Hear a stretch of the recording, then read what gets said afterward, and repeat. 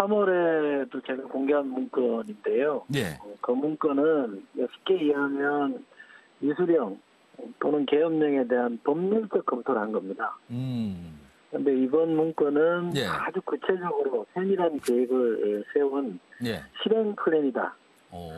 첫 번째 3월의 문건은 법률적으로 이렇게 앞뒤를 좀 따져본 거라면 이번 건은 단계별로 어떻게 조치해야 된다, 어떤 부대가 들어간다는 것까지 세밀하게 정리해 놓은 실행 플랜이다라고 보시면 됩니다. 되게 기무사가 정치 관여를 하는 것들이 그동안 많이 있어 왔잖아요. 예. 근데 이른바 세상이 바뀌고 민주정부가 들어선 이후에는 그걸 못하게 했는데 기무사는 어떤 사령관이나 어떤 장관이나 또는 심지어 어떤 대통령이 들어왔을 때 임의적으로 많이 변질시킬 수 있는 가능성이 굉장히 높습니다. 그래서 보안이 지켜질 만한 군대에서 가장 좋은 조직이 기무사이기 때문에 기무사에서 이러이러한 상황을 대비해서 실행 계획을 짜라. 이렇게 아마 누군가 지시를 했을 테고요. 그 지시에 의해서 기무사가 그 문건을 작성한 걸로 저는 이해합니다. 언론 통제도 하고 심지어 문건에 보면 정부 24개 정부 부처의 중량이나 대전급 요원을 파견해서 정부 부처를 지휘 감독해야 된다는 내용이 나오거든요. 정부 부처도 장악하고 언론도 통제한다 그러면 그거는 쉽게 말하면 군정 아닙니까? 군정. 그러게요. 네, 그 군정의 내용들을 적시해 놓고 있기 때문에 아니 요즘 시대에 과연 이런 생각을 할 수 있을까 의아할 정도로 기가 막힌 내용들이 많이 있습니다. 이철희 더불어민주당 의원이 기무사 문건을 공개하면서 마지막에 한 말이 있습니다. 요즘 세상에 이런 일이 어떻게 벌어질 수 있을까? 그런데 기무사 문건상으로는 시행 계획으로 분명히 보이는데 여러 가지 내용을 담고 있습니다. 그리고 군인권센터도 관련 내용을 공개를 했는데 역시 문건입니다. 그런데 여기에는 더 자세한 내용이 들어 있습니다. 예를 들면 이런 겁니다. 계엄 발령 시 탱크 200대, 장갑차 500여 대, 특전사 1,400명을 동원한다. 과거로 한 건지 어떤지 이게 요즘 세상에 가능할 거라고 생각해서 이런 계획을 한 건지 모르겠습니다만 아무튼 이런 내용이 나오고 구체적인 투입 부대도 지정이 돼 있습니다. 지금 화면에 나오고 있는데 그래서 요 질문부터 좀 드려봐야겠습니다. 먼저 현근택 더불어민주당 부대변인께 일단 많은 내용이 지난주와 주말 사이에 이제 뭐 언론에 알려져서 시청자 여러분께서 이 내용 꽤 숙지를 하고 계실 걸로 생각이 들고요. 그래서 핵심적인 내용만 좀 짚어보겠습니다. 가장 큰 의혹은 과연 이 기무사 문건 어느 선까지 보고가 됐을까 아니면 누구의 지시에 의해서 이걸 작성했을까 일단 궁금하고요. 그리고 또 다른 거는 지금 보면은 구체적인 부대 이름이 나옵니다. 무슨 사단, 무슨 사단. 그렇다면 당시에 이 현장의 부대 지휘관들은 이런 계획에 대해서 미리 통보 내지는 어떤 알림을 받았을까? 그러니까 알고 있었을까라는 거죠.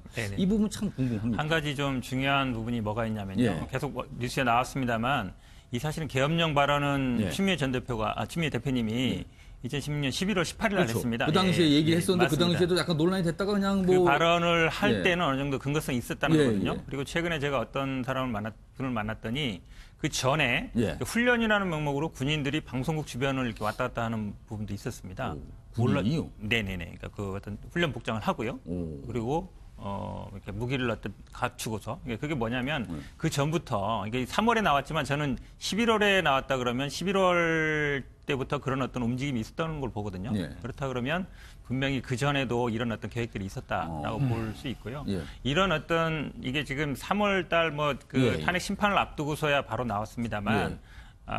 저는 이런 어떤 치밀한 계획들은 기무사 혼자서 할 수 없는 일이다. 그러니까 법률 검토뿐만 아니라 구체적인 실행 계획이 들어가 있기 때문에 실행 계획이라는 거는 군대를 움직일 수 있는 건 결국은 합참이라든지 아니면 그 위에 뭐 청와대라든지 그러니까 개입돼야만이 군대를 움직일 수 있는 거기 때문에 관여가 됐을 걸로 보고요. 그러니까 이게 기무사 선에서 뭐 알아서 작성하고 알아서 그냥 보고하고 이 선도선은 아닐 것이다. 그렇죠. 그러면 이게 몇 달 전부터 이런 조짐들이 있었다는 것이죠. 그리고 이 부대 배치를 하는 상황을 보면 몇 여단까지 나옵니다. 몇 대까지 나오거든요. 이런 것도 사실은 군대를 배치하고 어떤 부대를 보낼 것인가 얘기했을 때 사전에 얘기되지 않고 일방적으로 이렇게 결정할 수 있는 건 아니라고 봅니다. 그래서 저는 이 기무사 차원에서 이루어지는 건 아니다. 그럼 그 위에 합참이라든지 그 일선에서 분명히 어떤 조율이 있었을 것이다. 그리고 그 현장에 부대를 파견할 계획을 할 때는 당연히 훈련을 하거나 이럴 때는 배치를 해서 통보를 하지 그 현장 부대 통보를 안 하고 일방적으로 결정할 수는 없는 거 그러니까 이 정도 아닙니까? 계획을 짰으면 현장 부대 지휘관도 이 내용에 대해서는 일단 알고 있는 상태입니다. 넌 어느 정도 통보가 갔을 것으로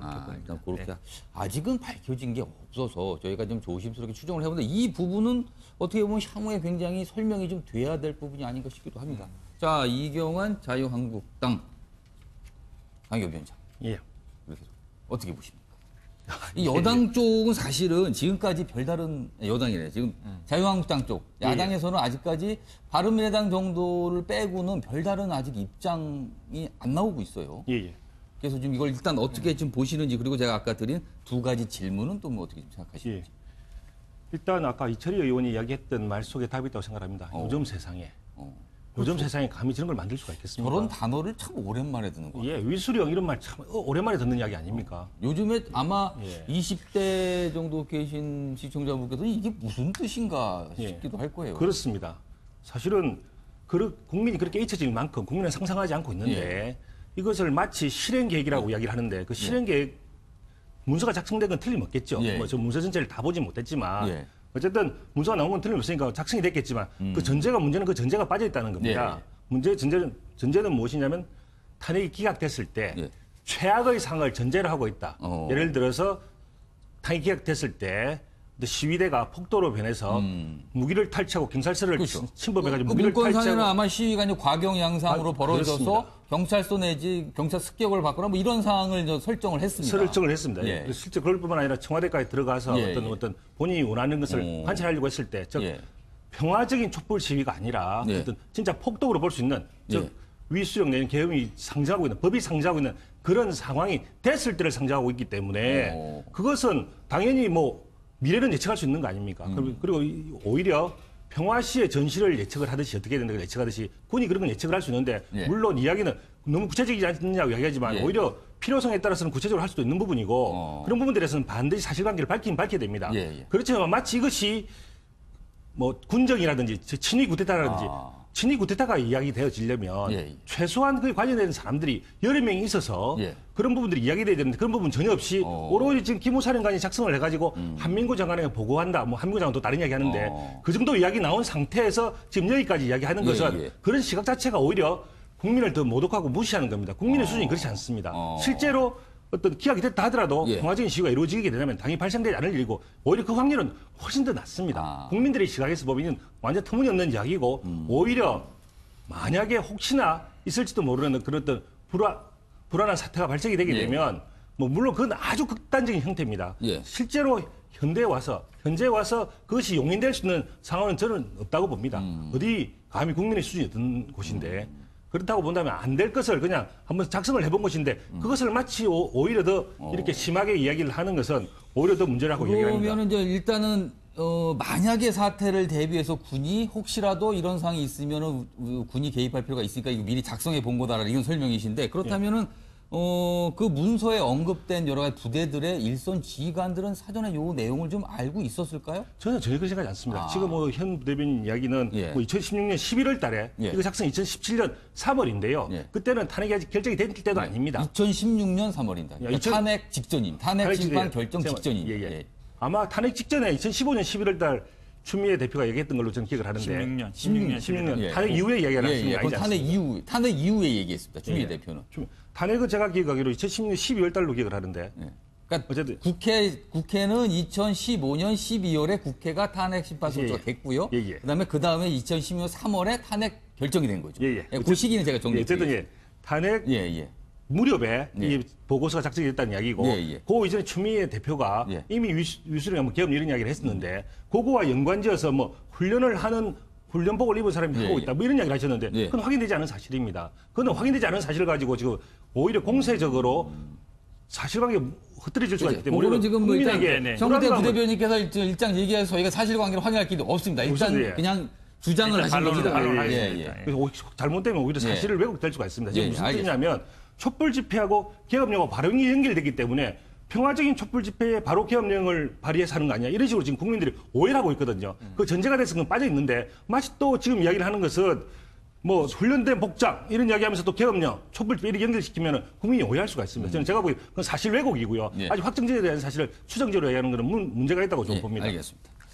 지금 잠깐 정리할 게 국회에서 탄핵 소추가 이루어진 게 2016년 12월이고요. 그렇죠. 그다음에 실제 탄핵 심판 결정이 이른 건 2017년 3월입니다. 3월. 지금 약간의 이 연도와 날짜가 좀 혼돈되기 때문에 네. 그거 바로 정리 좀 해드리겠습니다. 그래서 지금 약간 논쟁이 좀 붙을 분위기인데 잠깐 저희가 영상으로 좀 준비한 게 있는데 과거 이제 추미애 대표의 발언이 있습니다. 네. 그걸 듣고 이어가도록 하죠. 촛불 민심을 인민재판이라 하느니 마녀 사냥이라 하느니 공격을 하고 있습니다.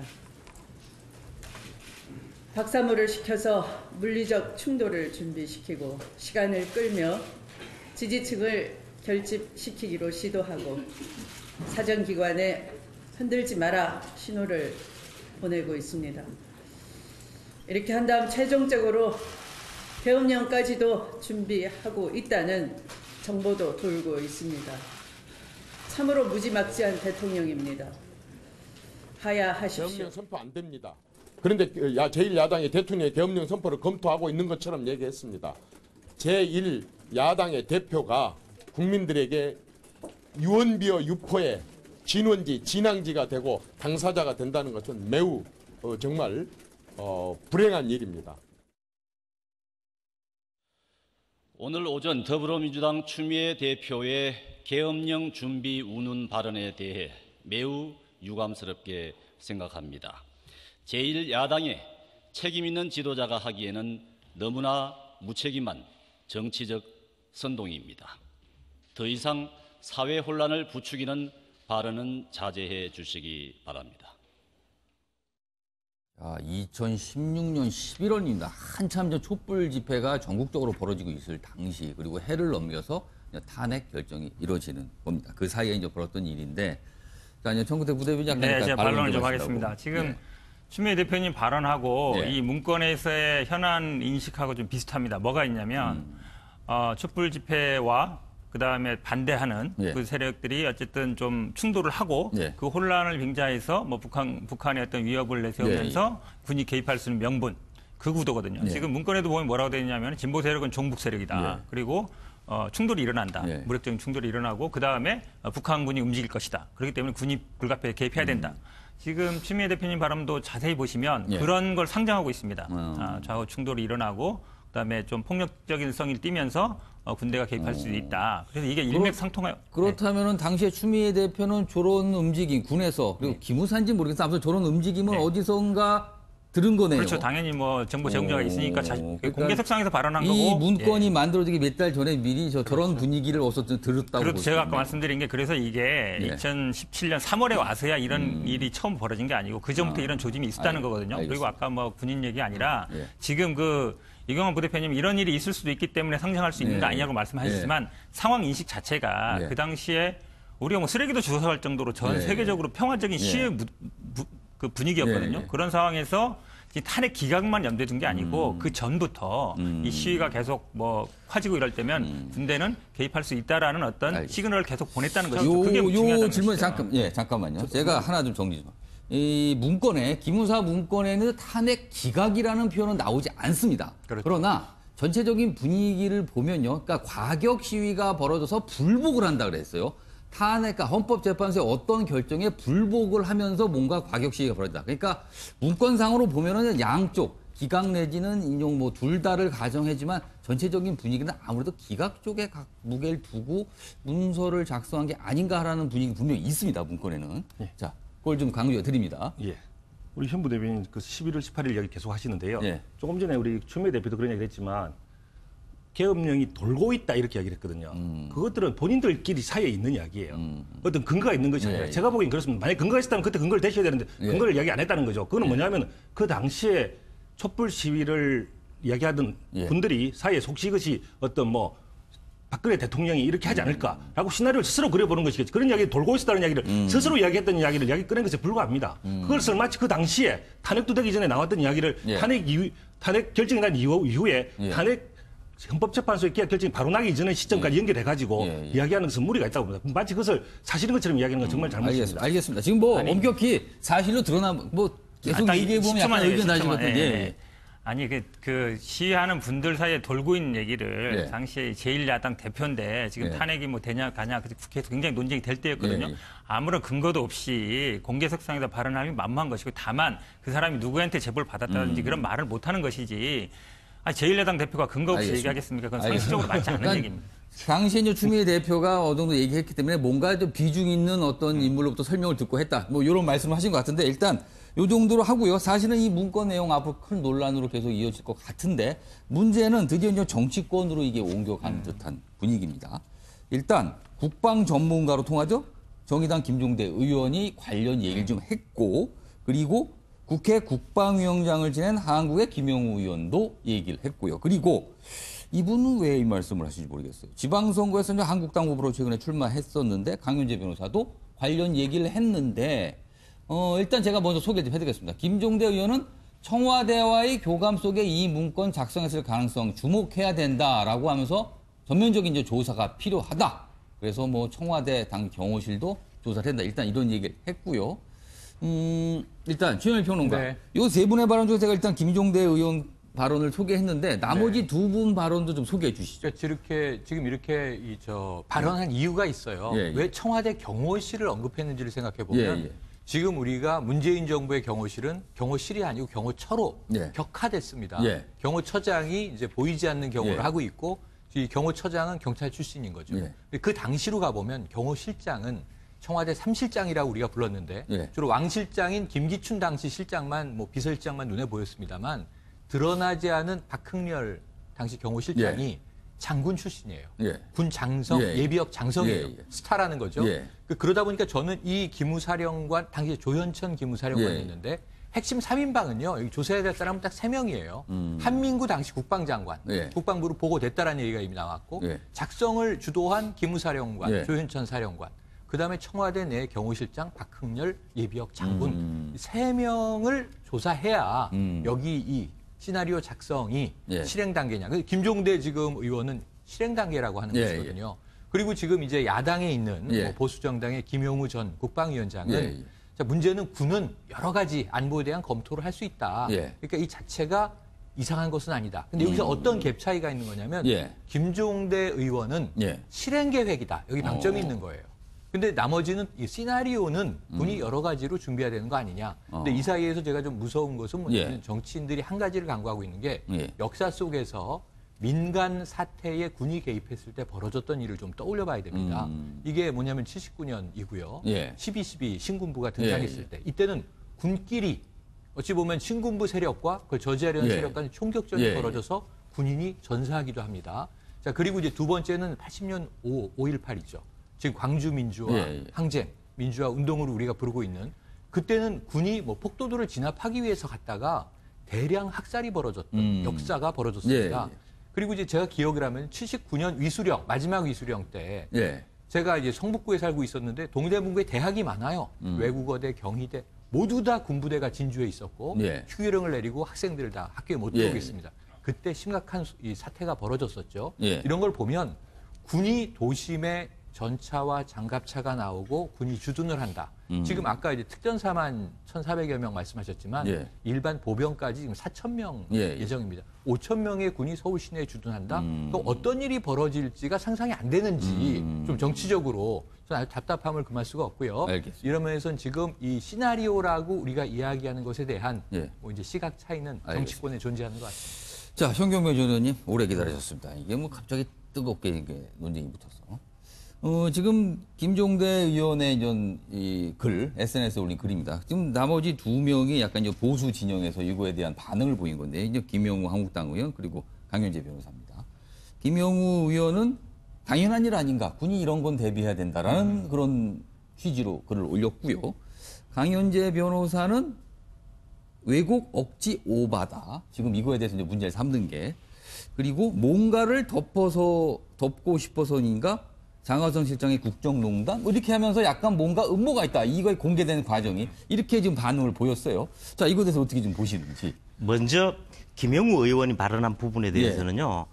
만에 한해 사태를 모든 걸 점검하는 것은 예. 군사 작전이라든지 이런 부분이지 예. 위수령이나 계엄령은 해당이 안 됩니다.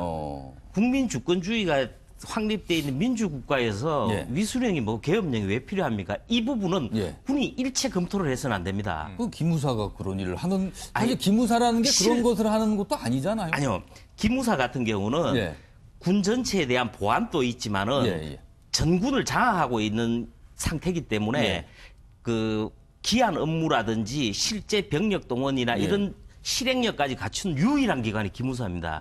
그래서 아까 말씀하신 그 1980년 12.12라든지 이런 부분들이 다 그때 당시 보안사인데 예, 보안사령부죠. 예, 기무사에서 일어날 수가 있었던 거예요. 그래서 앞으로 그러니까 기무사에 군과 관련된 여러 가지 첩보와 정보를 확보하고 있는 곳이다라는 거죠. 그리고 실병력을 동원을 할 수가 있습니다. 기무사가 실병력을 동원할 수 있나요? 예.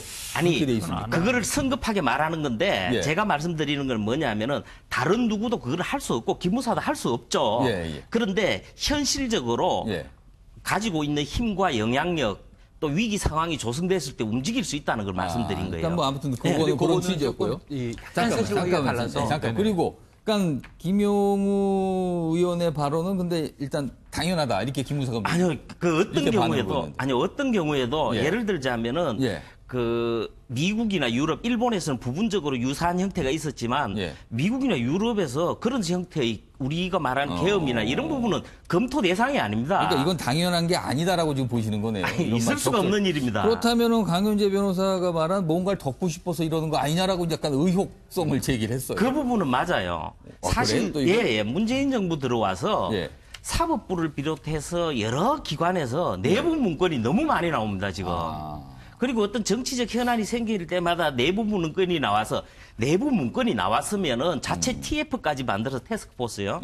만들어서 안에서 진위를 다 가린 다음에 결과 발표를 해도 무방할 것을 문서 자체를 흘려가지고 이런 식으로 국민이나 정치권 간에 논란을 만드는 것은 그러니까 문제가 그 있죠. 문서가 공개된 그 과정에 대해서 약간 좀 의문을 제기하시는 거네요. 아니 또 그런 일이 반복되니까. 여기서 문제 제기를 조금 드려야 되는 게 뭐냐면 이게 문재인 정부의 문제가 아니고 문재인 정부의 출범 이유는 적폐청산이었잖아요.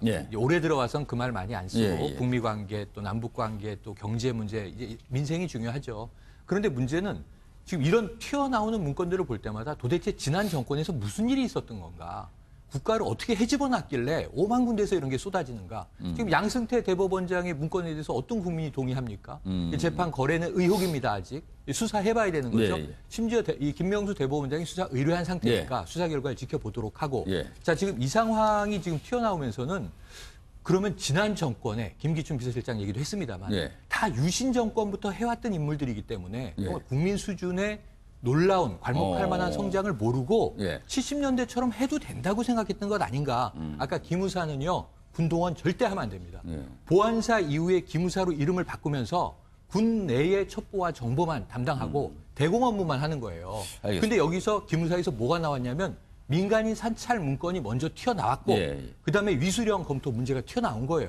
이걸 합쳐버리면 아주 정치적인 그러니까 뭔가 연속성상에 있었다라는 이 말씀이네요. 여러 가지를 지난 지금 사실 요거 좀 잠깐 제가 정리할 필요가 있는 게 이런 문제가 항상 나올 때마다 끝도 한도 없는 논쟁이 벌어지는 이 초점이 뭔가 하면 이런 내용에 그러니까 어떤 문건이 나오면 좀 약간 좀 이상한 내용의 문건이 나오면 이 문건을 과연 왜 작성한가 그리고 그 문건의 내용이 적절한가에 대한 어떤 논쟁과 함께 이 문건이 왜 공개가 되냐 이 문제를 서로 다른 지점에서 공격 포인트로 삼고 있거든요. 그래서 제가 명확하게 질문 좀 드릴게요. 일단 이경환 부대변인은 제가 질문 드릴게요. 이 문건의 내용에 동의하십니까? 문건의 내용 그러니까 이 문건을 기무사가 이 정도의 문건을 작성할 수 있다고 보십니까? 작성해서 안 됐다고 보십니까? 일단 말씀드리겠습니다. 다른 뜻은 아니고요. 일단 그 전제로 하는 것을 사실로 받아들인다면 그런 최악의 사건 이를 전제로 했을 때는 그런 문건이 작성될 수 있다고 봅니다.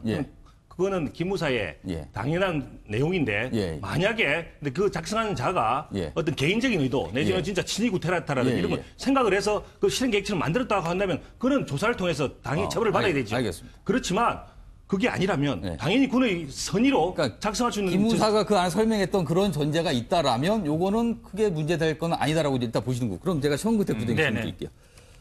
이런 문건이, 그러니까 이제 이철희 의원을 통해서도 공개가 됐고요. 군 인권센터를 통해서 공개돼서 분명히 그걸 잘 알고 있는 내부 누군가가 그걸 제보를 했을 가능성이 있어 보입니다.